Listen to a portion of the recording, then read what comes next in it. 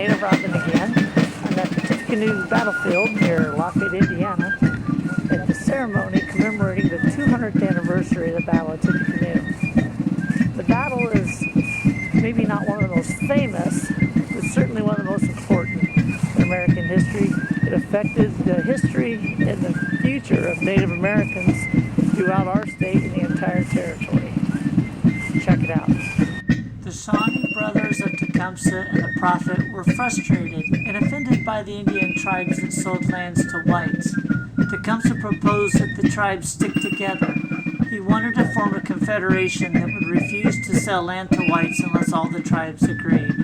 They formed a small village outside of present-day Lafayette, Indiana, called Prophetstown, where they could join forces and make plans to resist white settlement in the state and the surrounding territories.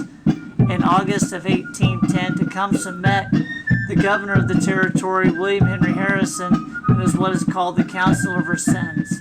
Tecumseh delivered an oration demanding Indian lands be returned. What was to be a diplomatic meeting nearly turned violent.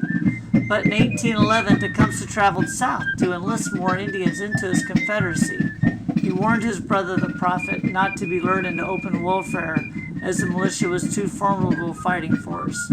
While Tecumseh was absent, William Henry Harrison led an attack against Prophetstown. The settlement was destroyed. The Native Confederacy forces were defeated by Harrison at the Battle of Tippecanoe on November 7, 1811.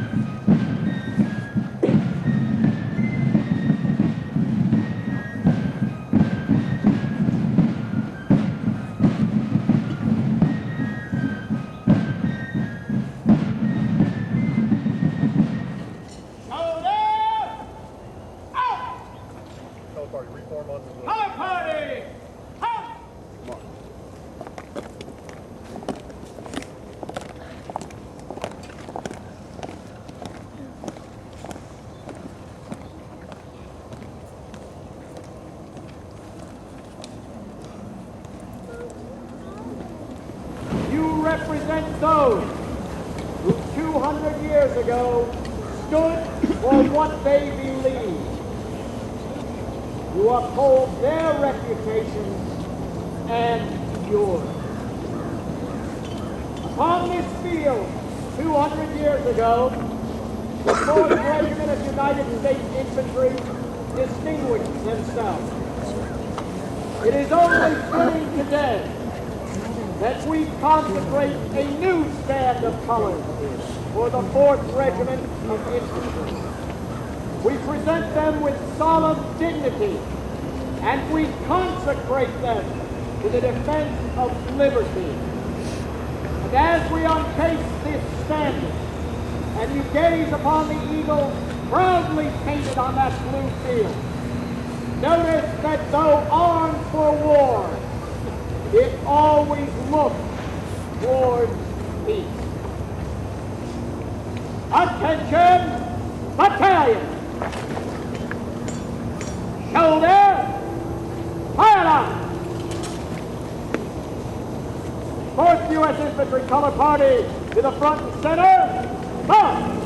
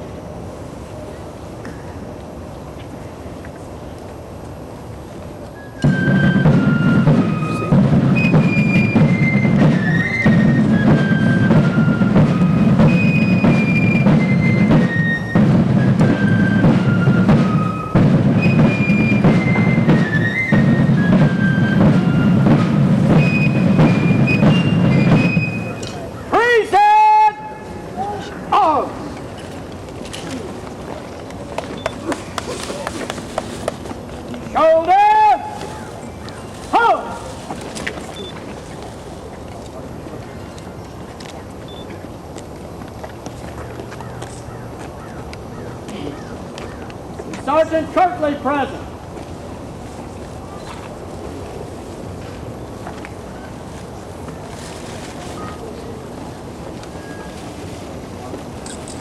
Colors! Troops alive! Present! Out!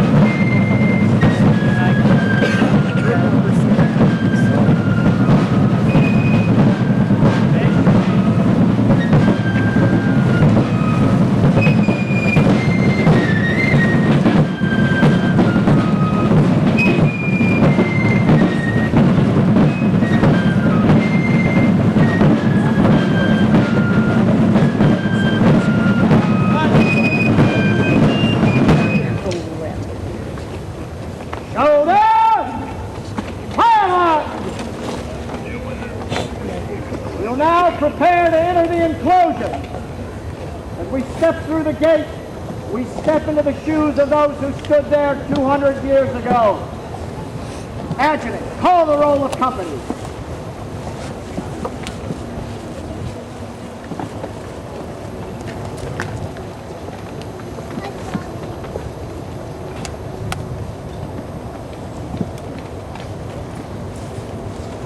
Fourth, United States Infantry, Shelley's Company. Here! Seventh, United States Infantry, Hosey's Company. Here, sir! Whitney's Rifle Company. Here, sir! Geiger's Company. Here, sir! Kentucky Mounted Dragoons. Here, sir! Rob's Company. Here, sir! Fourth Company, Indiana Militia. Here, sir! North Company, Indiana Militia. Here, sir! Indiana Militia. Here, sir! Spencer's Yellow Jacket. Here, sir! DuBois, Spies and Scouts. Here, sir! By the right of battalion to the rear! Battalion, by the right flank, red, tight!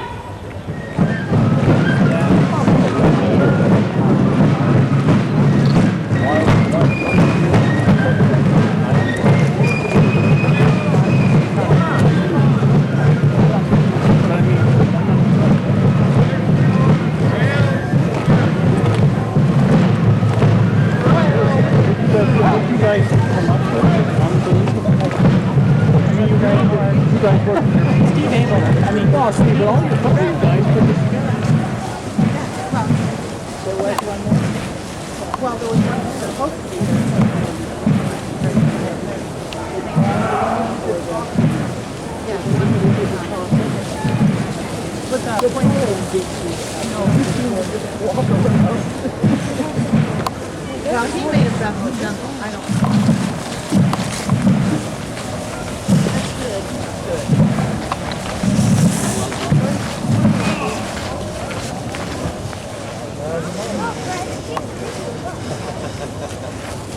What's a 50-50 shot? So you want to come up here?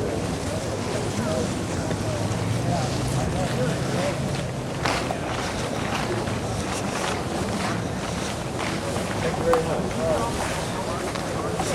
Position salty, you may dismiss the mission. Music to the right now. Bout. Face. Music is dismissed. Huzzah! You look scruffy with your beard. Suppose that old oak tree was here during the battle.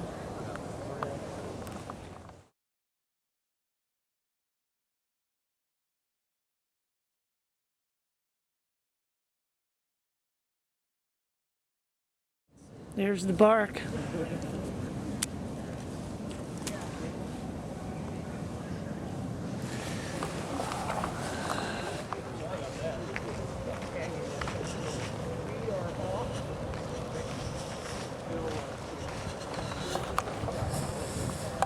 Did you guys camp out all night in your tents?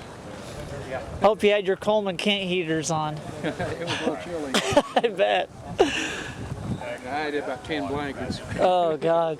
Ooh.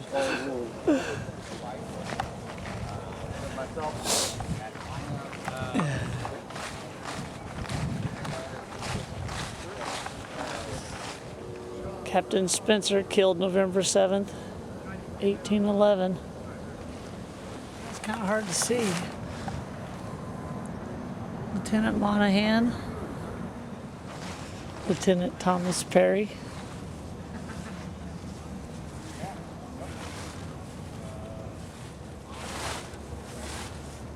Kurt Chicken Warwick.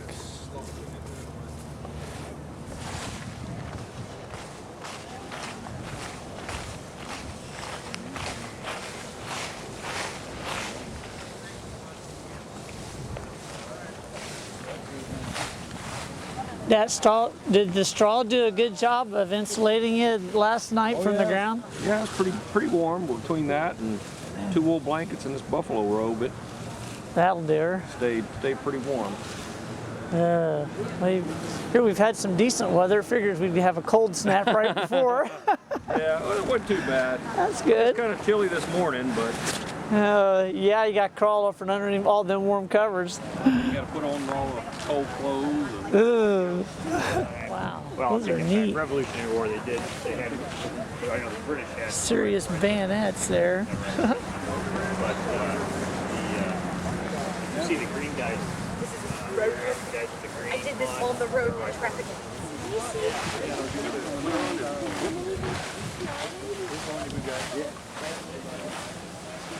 We can't leave. Very, very highly focused on. look at my one out. The early 1500s, the King of England was standardizing several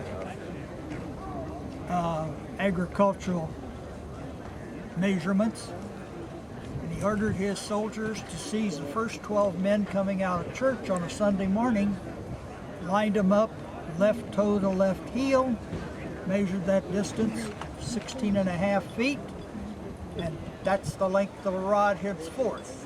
Well,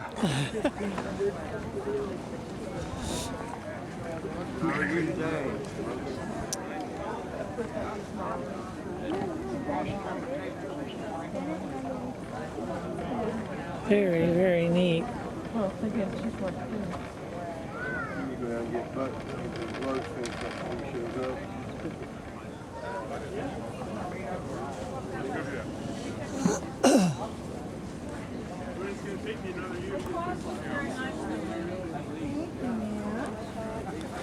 The 19th isn't here, and neither is anybody from what? A lot of people cancel history. Why is it from July? Because it's supposed to be cold. I don't know. For November, this is not bad. Boards. Oh yeah, the fleur-de-lis was the emblem of New France. The first flag that ever flew over this part of the world was a lily white flag with 3 gold fleur-de-lis on it.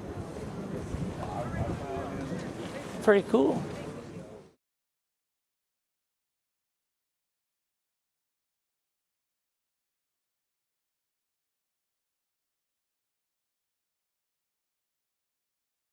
So now we've moved from the battlefield to Prophetstown State Park. This is just a short distance from the battlefield. It's relatively new here in Indiana, but it features a turn-of-the-century farmhouse and a farm operation where you can come out and see things. They also have an Indian village, and we're going to check that out too. Turn-of-the-century farm, white picket fence and all. During the year, they do exhibitions on how they would have planted and harvested and processed various crops using nothing more than horsepower.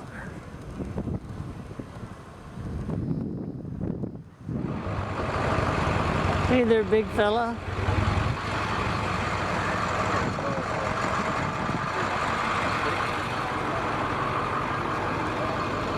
That is one big horse.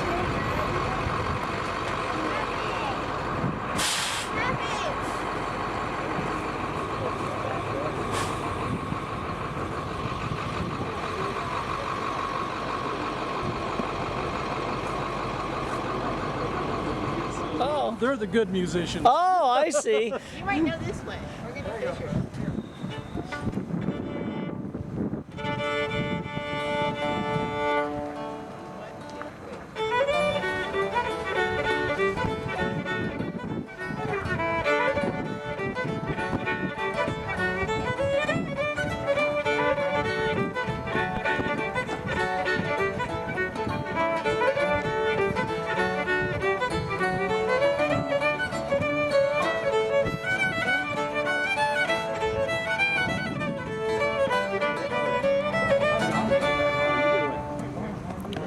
Ah, very nice. Some woodcraft.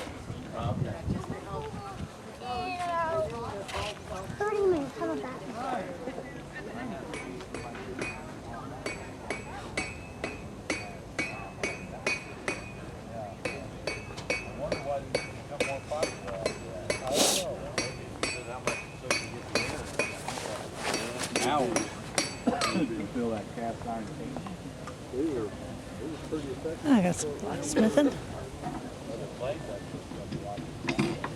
Pewter. Yeah, that signifies, let me see, north, east, south, west. North, east, south, west. Remember that. Oh, okay. Well, here you go, Soggy Waffles. Let me lock this down. I'll show you something. This is the survey. So now we'll walk down to the Indian village, I guess if you could call it that. Oh yeah, there were Indians involved in the Battle of Tippecanoe. There's a skill that'll save your life. Oh, I don't know about that. You get stuck in the woods and you don't have a knife or something to hunt with. Pretty neat though. Yeah, I'm supposed to do a urban survival school spring at over at Anderson, Indiana. Oh, okay. And things, and that's one of the deals we're going to be doing there is taking like glass bottles and stuff, Sure. modern day trash type stuff, and be able to turn into cutting utensils. Oh, that'd be awesome. Hey, wigwam. Cool.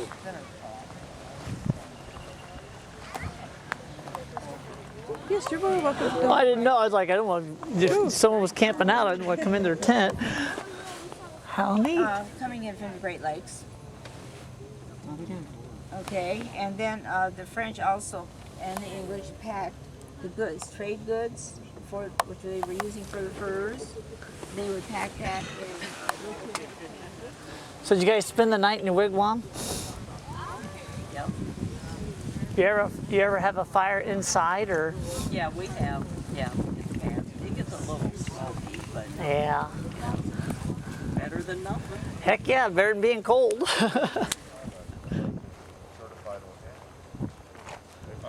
Or you're going to be eating GMO stuff. Yeah, they don't have to mark it. They I don't got have a to mark. Hey. Go to a website, Seeds of Deception. Come on in. You're welcome. Is it okay to go in and look around? Absolutely. If you go, I think the website, Seeds of Deception. We're here in a wigwam. A list. That guy has a list of companies that refuse to use GMO crops. Reed matting around the edge and bark. Soy, canola. Mats. If it's not marked organic, it's contaminated. Because it's canola's number one. Canola's number one contaminated or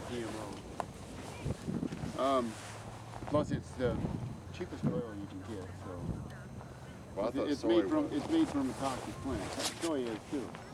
Canola is made from the rape plant. Yeah. The rape plant is 100% toxic. Cool. They have no insects. in it. Growing up some corn. To kill them all. Really? So, you know, there's no insects that eat soy. So they plant lots of it, and it's the cheapest thing to do because you don't have to spray it, you don't have to do anything to it. But unless it's organic, even if it's organic, you know, it still doesn't make it good for you.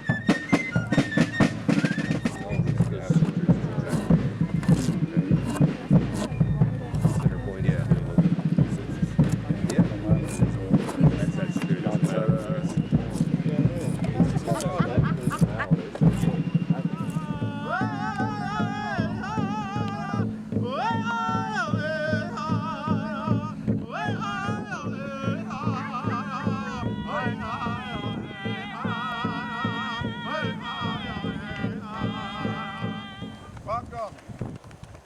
It's a privilege for us to be here too at this time. We are the Bush Family Drum and Dance. We are from Bradley, Michigan. We're members of Potawatomi tribe, Matthew Benashewit band of Gun Lake.